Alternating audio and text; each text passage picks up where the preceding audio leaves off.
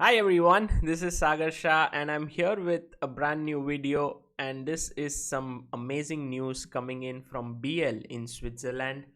Pentala Harikrishna took part in the Biel Grandmaster Chess Festival and he finished as the runner-up, but he was very close to winning the tournament.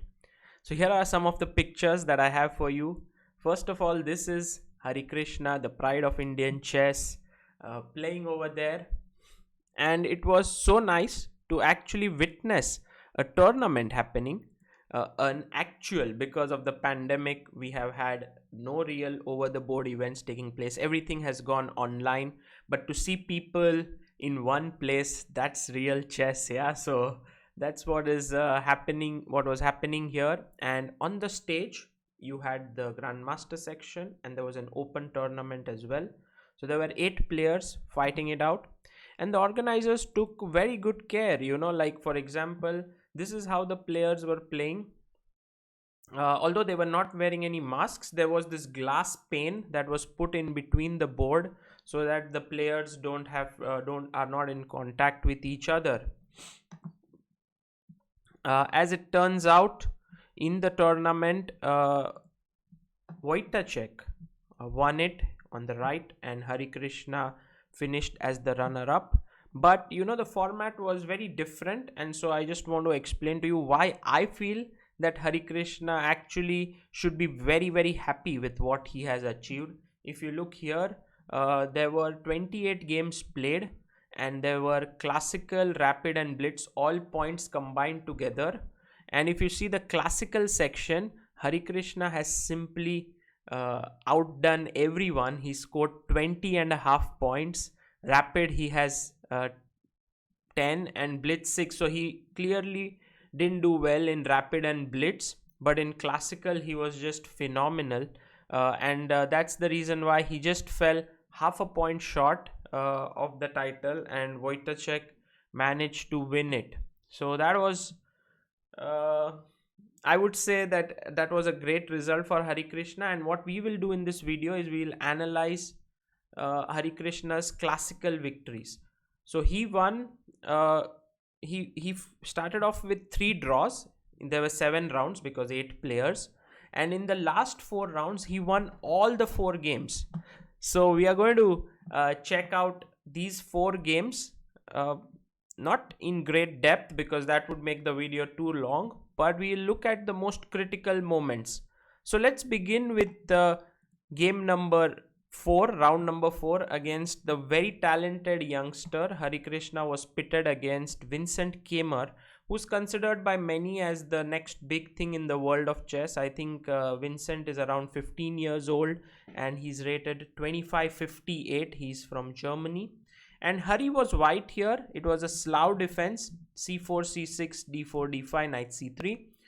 And we had the semi-Slav. Whenever black doesn't take on c4, it becomes a semi-Slav, and it's a solid opening. Bishop d3 takes, b5, bishop b3, b4, knight e2. And it might seem like black has everything going his way, because usually what black wants to do is put his bishop on b7 and break with c5 here. And this cannot be stopped by white. In the game, bishop e7 was played, and I think this is a slight inaccuracy. What black should have done is played bishop b7, castles, and bishop d6. The bishop is much better placed on d6, as we will see in the game, because it keeps this e7 square open for the queen sometimes if required.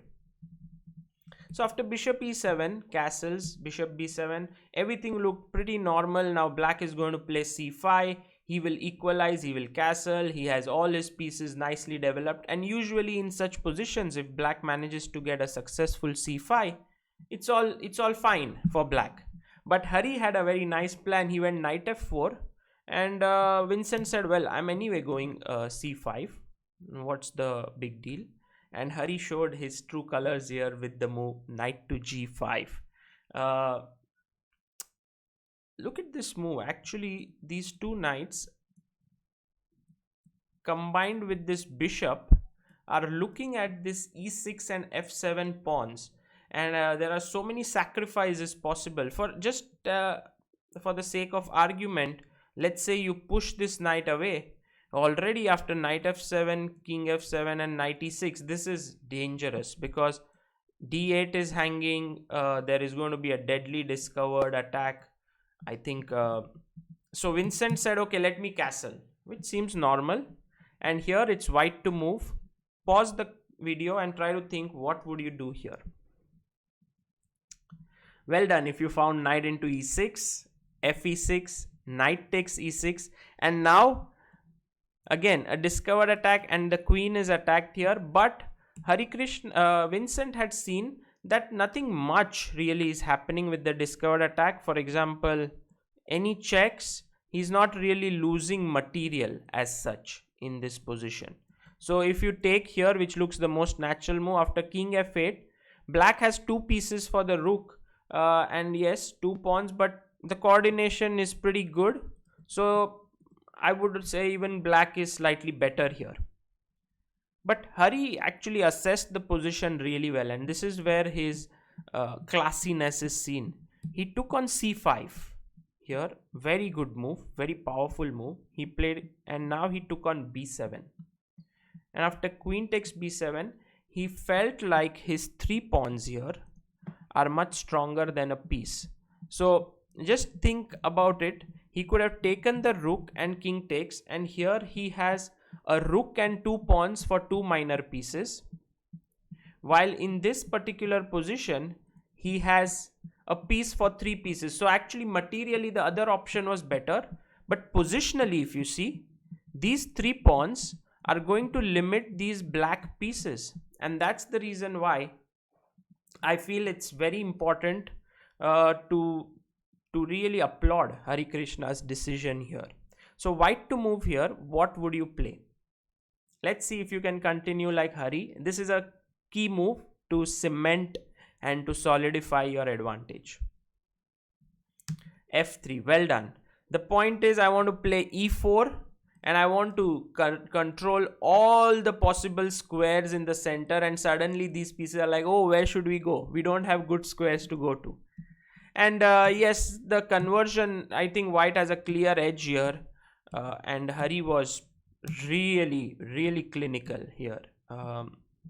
Yes, c3 square is slightly weak, but what to do with that weakness? Nothing much. Rook came in, rook d1, he played king h1, bishop g1, other bishop went to b1. Everything is on the last rank, nicely placed. And now we are all ready to start pushing the pawns if required. So knight h5, e5, and yes, the end of the game was interesting. Like here you cannot take the rook because this is a mate. So but g4 was a powerful strike, and after knight f4, Hari took the material. Actually it was already becoming very difficult, you know. After e5 there are ideas like f4, f5, even e6 with the idea of d5. Everything was becoming quite difficult for black to hold, and so in that sense he finally thought for some counter play. But here after queen a8, this square is controlled, there is no mate, and after rook f2, bishop f2, queen g4, rook g1, queen h5, rook e1, Hari had won the game. You know, a very nice game, I would say. Absolutely no real mistakes made by him, and this just shows his class. Actually Vincent is a young and upcoming player, and to beat him like this is a really good achievement. Moving on, in the fifth round, Hari was playing against Wojtaszek, and actually this game was very important because this would determine the battle, because Wojtaszek had done well in rapid and blitz, so he was clearly the favorite to win the title. But Hari threw the tournament wide open by playing very well. This is Hari is black in this game, and you can see the Slav in action. This time we have a real Slav with bishop f5 and yeah, takes, queen c7, bd2, bishop e7, castles, dc4, bishop c4, b5, bishop e2, a6, knight g6, h6. Okay, let's talk about this position. So what do we have here? First of all, this is a very common position in the Slav. White has the bishop pair. Black on the other hand says, hey look, usually my bishop is passive here. I have managed to get it exchanged, so I'm happy. And I'm very solid. I'm going to put my knight on d7. I may break with c5, I may break with e5.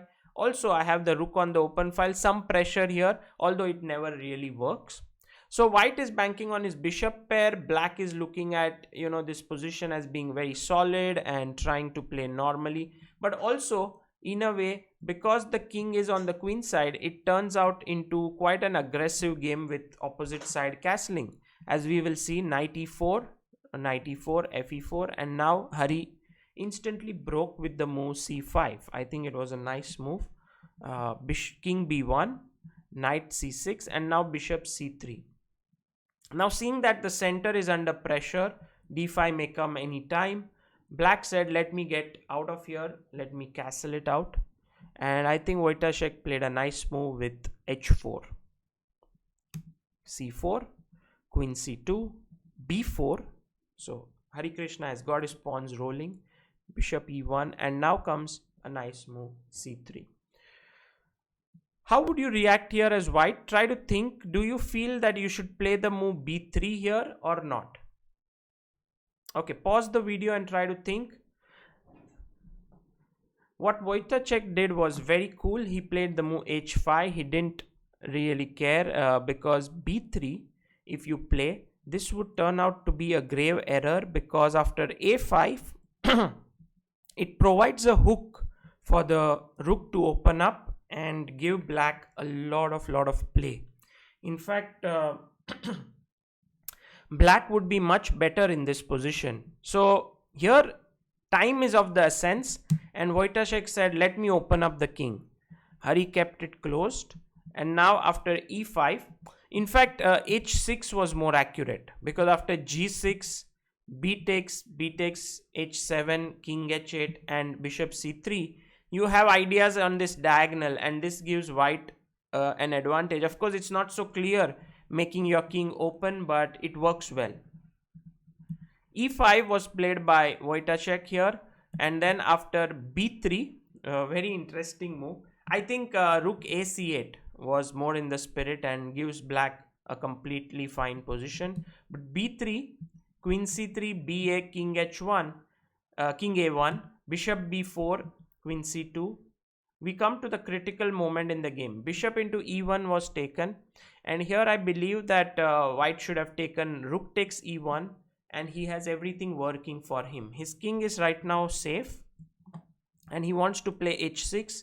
He wants to attack down the h file, and also, you know, there are ideas on the c file, putting pressure here with bishop f3, and all of this is going in white's favor. But Wojtaszek, when Hari took the bishop, he played the move h6.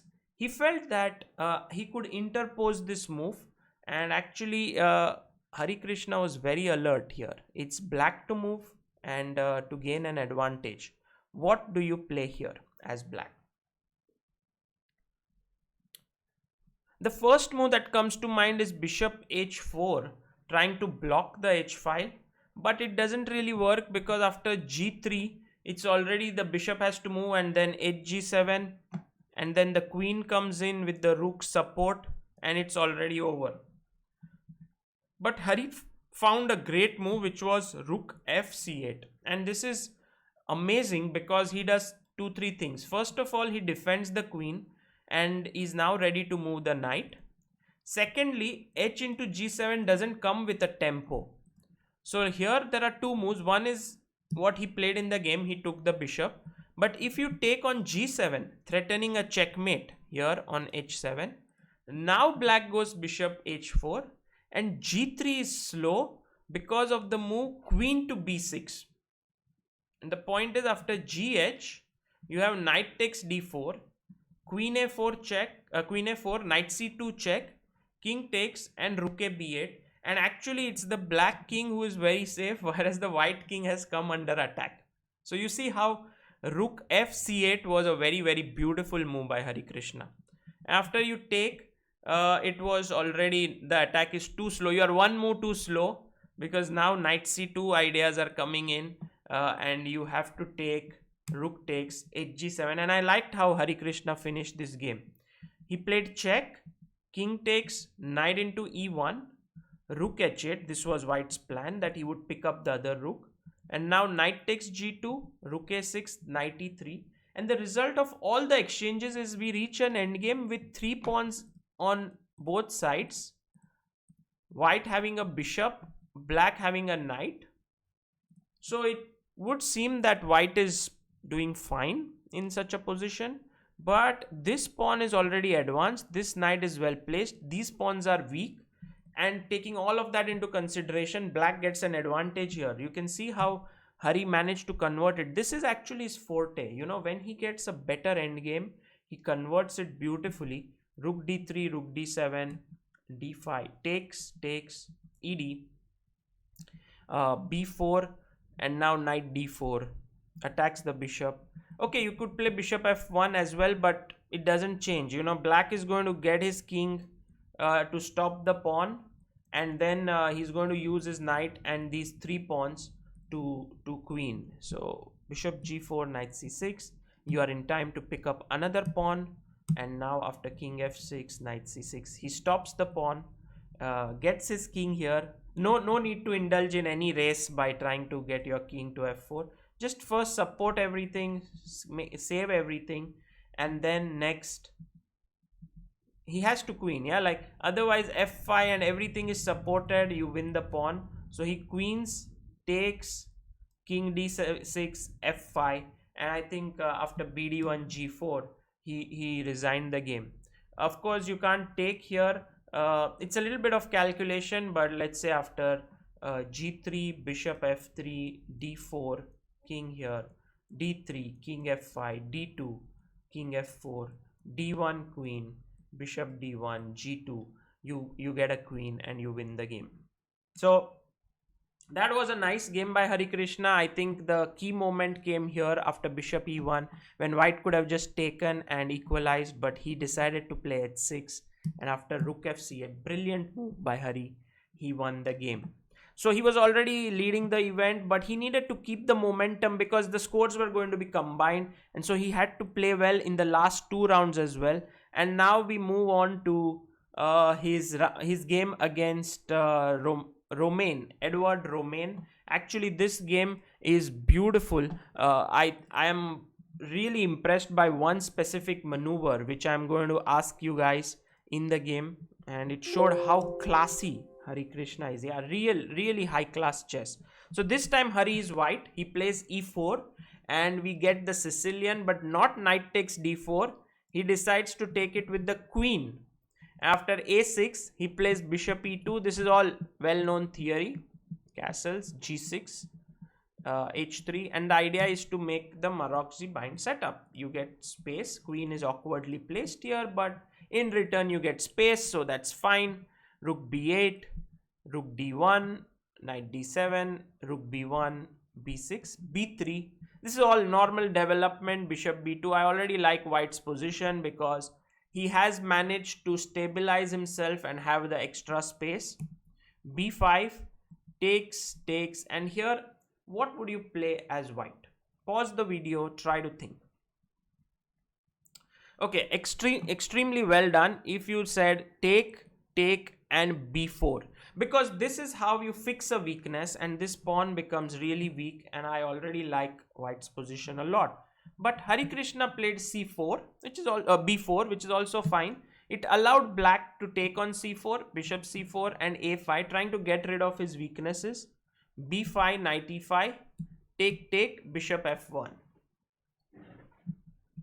knight d7, rook c1, bishop into d5. And here's your question: what would you take here as white? With what? With the rook or with the pawn? Pause the video, try to think. See, basically if you put yourself in Harikrishna's shoes, you will be able to learn much more. If you're just blitzing through everything, trying to just see the video, it will be less useful. So think. Rook d5 actually is not a bad move, but it doesn't really achieve as much as e into d5. And one of the main reasons is that you gain space, but also at the same time this e7 pawn becomes weak, and also somehow the king looks slightly weak here. But black said, hey, I have a beautiful knight outpost on c5, so what have I to complain about? Well, turns out Hari had prepared this move, which I want you to think about. White to move here. What do you play? Well, pause. Yeah, pause and think and then restart. If you thought about rook into c5 here, too soon. First, what Harikrishna did is played rook d4. Well done. This is a very, very common idea in such positions where you have more space. More space allows you better maneuvering, and here rook is coming to h4 with the queen joining in on h6, and it's going to be a completely devastating attack. Rook h4, f5 had to be played because now queen h6 can be met with rook f7. But this is what Harikrishna wanted. e6 square is weak, e7 is even more weak now, and after this h4, very good move, trying to soften up the king side with the move h5. Queen came to e8, rook takes c5, was a very nice exchange sacrifice, takes, and black has nothing here. You know, these two pawns are strong, the rook is coming in, a4 is coming up, the bishop is well posted, protecting, it may sit on c4. And so Romain decided to sacrifice and exchange back, but Hari was very, very smart. You know, he took it, and then after he took on e7, check, we reach a queen endgame with an extra pawn, and this is very easy to convert because you use your queen and you push the pawn and you win. So queen d2, d6, f3, queen e1, and yeah, this pawn endgame, even though you lose the pawn, Hari had seen that his king is more active, and after king h6, opponent resigned, because after king g8, f4, king h8, h5, gh, king h5, king g7, king g5, you pick up this pawn and it's a winning pawn endgame. I really liked a couple of things here. First of all, this move e into d5, gaining space. Secondly, this maneuver with rook d4 and rook h4, amazing chess. And lastly, what was really very impressive is this exchange sacrifice with rook c5. It's very natural for a player of Harikrishna to find such ideas, and he won this game. So he was already now doing really well in classical section, but there was the last round to play, last round to be won, and he was facing a strong player, Anton David, who is Spanish top grandmaster.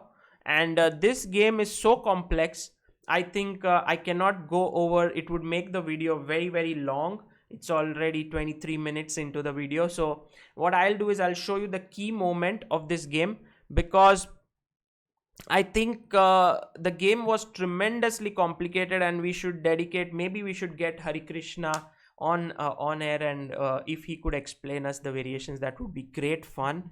I will speak with him. But Anton Guyaro was white, and we quickly go through the moves so that you can get the feel of the game, but we won't analyze it more. Again, a Mehran, actually what Vincent played, but Hari played the more positional line here without taking on c4 and rook a d8, and now he broke with the move c5, takes, and usually white goes g3 in such positions, but here knight b5 was played, bishop b8, and we reach a position where you have hanging pawns. This is actually one of the beauty of chess. Hanging pawns are well documented, well spoken about, everyone knows about them, yet to play against them or play with them is very difficult, because every position is minutely different. Sometimes the bishop is here, sometimes this b8 bishop is on f8, sometimes the queen is on b6, rooks are on d8 and c8. Every little change actually changes the position in a big way. So g3, and now Harikrishna starts a very imaginative plan. He goes knight g4, bg2, he brings his other knight, and after knight c3 to stop knight e4 plans, he goes for the move h5. So you see he's already planning an attack with his two bishops, knight, pawn coming in, and at a right moment to break with the move d4. And this actually happens in the game after bishop a3, queen c7, h3. It's black to move. What would you play here? Kudos to you if you found the move d4. It's a very complicated move. I'm not going to go into too many details because there's so many options. You can take on g4, you can take on d4, you can move away the knight perhaps. There are many things happening in the game. Anton took here. I could only say that ed4 is the correct move here, and after rook e1 cd, I think black is doing well in such a position. But rook e1, also you have to calculate knight e1, and there are too many possibilities. But he should have taken, I think, on d4. He went hg, and after hg, I think d takes c3 was better, but Hari took. And now the logical way to continue was knight d4, bishop g2, king g2, cd, ed, rook takes e1, rook takes e1, rook d4. I think that is fine, because rook c8 you want to win the piece, but bishop c5 just blocks it. So knight b5 was played in the game. Taking on d4 was better, and Harikrishna now played queen a5. So for the time being he's a piece down, but he's attacking this knight. Also, if the knight moves, the bishop will hang. He's also attacking this knight on g4. So everything seems to be working out well for black, and here it was important to play the knight h4. I think that was the best defense. He took on d4, bishop g2, and what I like about this variation is two things. In the game, queen into c5 was played, but if king g2 is played, just to think about this position, think about it.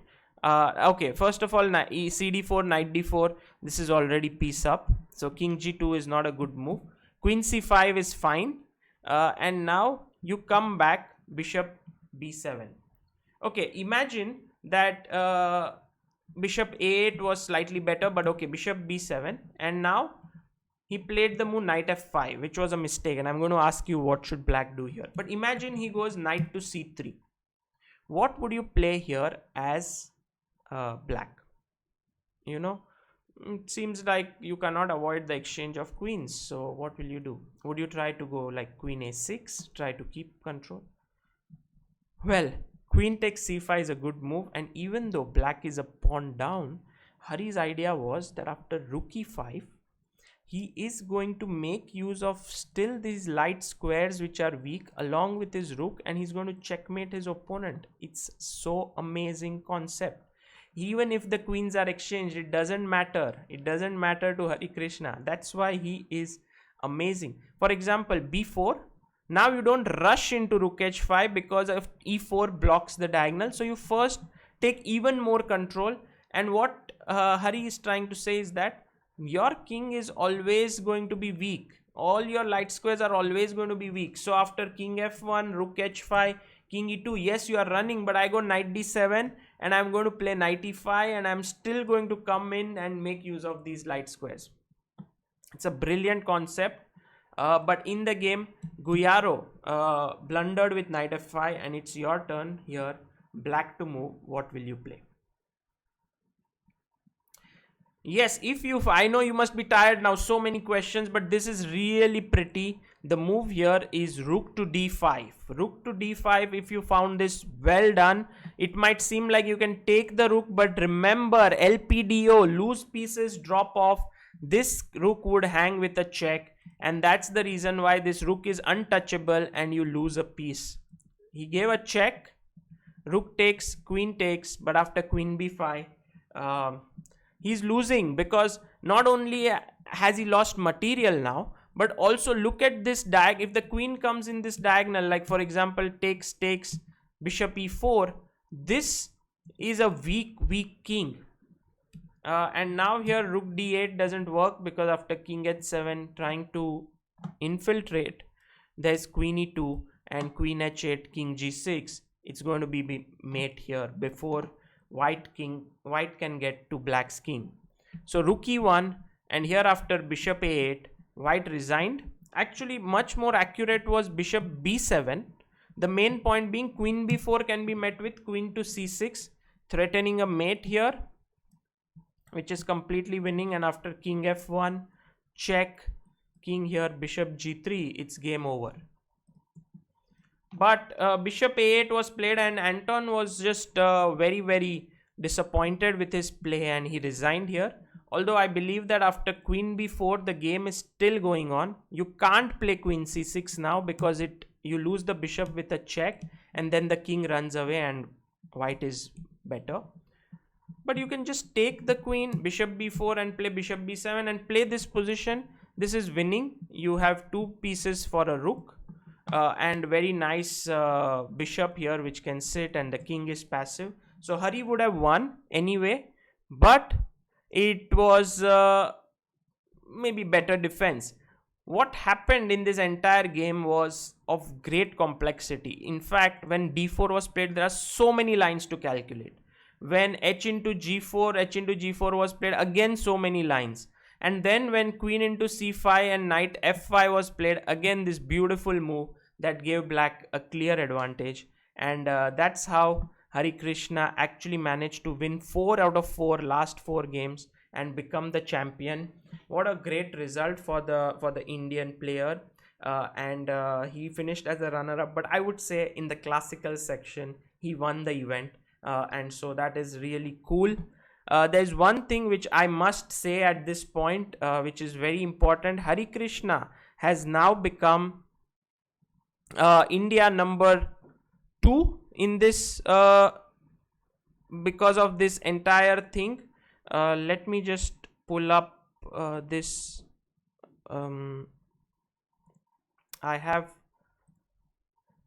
downloaded from 2700 chess. Yeah, this is the one. So you can see that he is now number 20, and he gained 13 ELO points from this event. So he surpassed Vidit, who was 2726. Now Harikrishna is 2732. And it's a proud moment for India that we have 3 players in top 25. Anand is at number 15 here. Hari has moved back up and become India number 2. But I also saw that there are a lot of people who are writing like, oh, Vidit has not, he's gone down and stuff like this. I think at this highest level, people are never really comparing these things. Like once Harikrishna had surpassed Anand for a day on a live rating list. He had reached 2760, and Anand was playing in the candidates. And actually we had asked Harikrishna at some point, how did it feel to surpass Anand for a day? And Harikrishna said, I don't look at such things. I'm focused on chess, and Anand was playing the candidates, and really it was not important. And I think that's the same with Vidit and Harikrishna. They are all such good friends of each other. They feel so proud for each other, and I think we should be proud about them. That these little things don't really count, but Harikrishna has done brilliant work to gain these rating points. I must also say a nice fact. Actually, it was Vidit who was invited to this tournament in BL, but because of the pandemic situation, in the end he couldn't travel and play there. He had to be in India, and Harikrishna, because he was living in Prague, got this opportunity and he made the best use of it. I think Hari played brilliant chess. We have to congratulate him for that, and I hope we can get him on ChessBase India soon and analyze some of his games. Until then, this is Sagar Shah signing off. I hope you enjoyed the game analysis. Take care. Bye bye.